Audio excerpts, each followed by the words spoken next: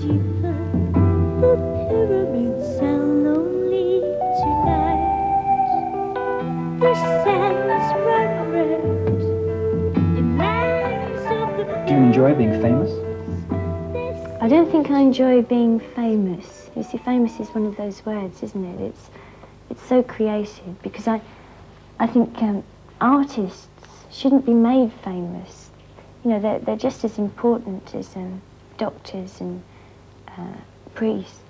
You know, maybe not as important sometimes. And yet they have this huge aura of almost godlike quality about them, just because their craft makes a lot of money. But at the same time, it is false importance. You know, football stars and theatre stars. It is man-made. It's so the press can feed off it. But do you enjoy it? When you go out and people recognise you, and there's, I mean, do you enjoy that? No, sometimes it's a buzz. Being honest, sometimes it really is a buzz, but a lot of the time, it embarrasses me. It makes me feel awkward with the people I'm with because they get embarrassed. But it's something I'm learning to accept. They're just saying hello in their own way. I know a lot of people enjoy it. They really like giving autographs and everything. And I think it's very important, if ever anyone asks you for your autograph, you must give it to them. Because, you know, I think of myself when I was a kid and I saw stars and I thought, oh God, I really want their autograph. And I'd go up and say, hello, and I'd be so shy. You know, I'd nearly die and I couldn't even get the words out.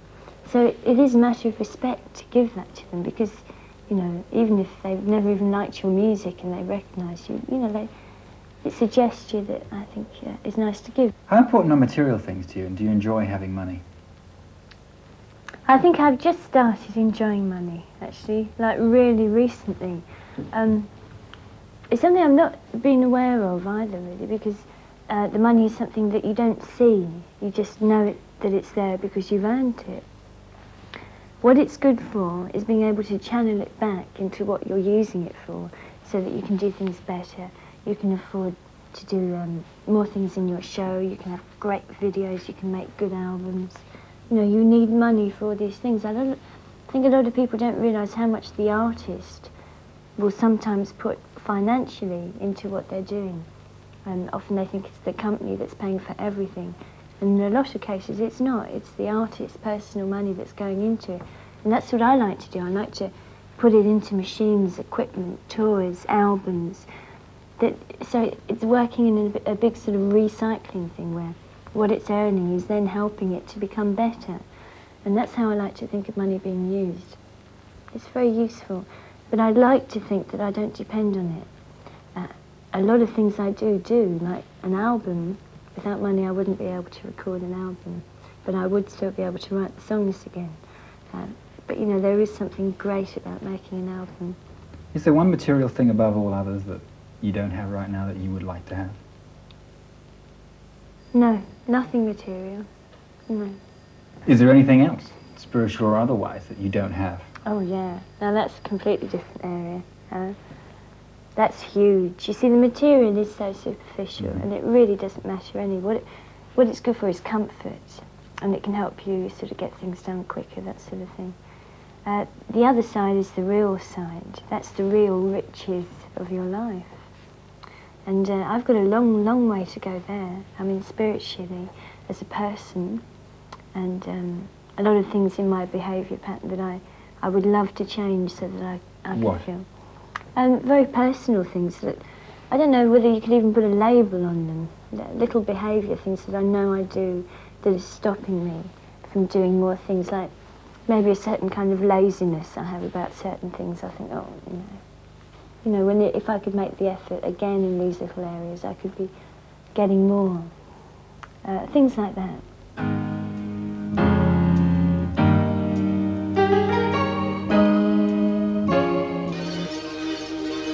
Would you say you're a happy person? Yes. How would you define happiness? Happiness, I think it's being able to accept all the things you don't like. Because that's the problem, you see. I think happiness is something that people think, oh, I wish I was happy. But in order to be happy, you have to be prepared to accept a lot of things. And if you can do that, then you can be happy anywhere. And sometimes it's a big problem, you know, because often we don't like things. Do you ever get depressed? Yeah, I do. About different things too, it really depends. Sometimes I feel I have no purpose at all and that what I'm doing is of no use and that, what's the point, who am I, why am I here, oh, and then you realise that, what's the point of doing that? Because you've got to stay alive, and the whole point of staying alive is trying to get better and to keep doing things because you're alive, and just being alive is it. What's been the greatest moment in your life to date, either personal or professional?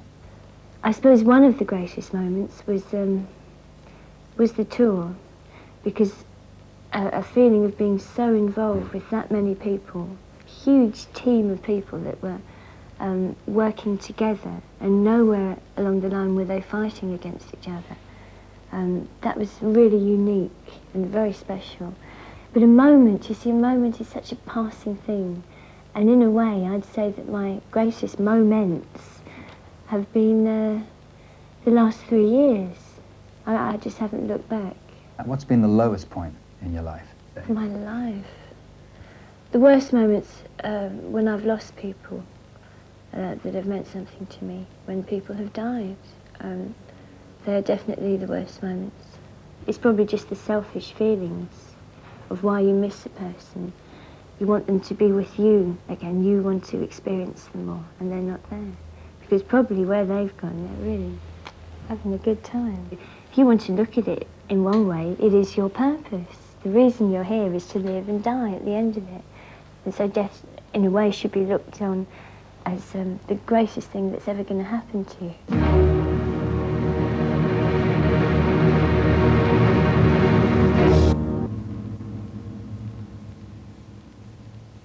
How do you see the decade of the 80s?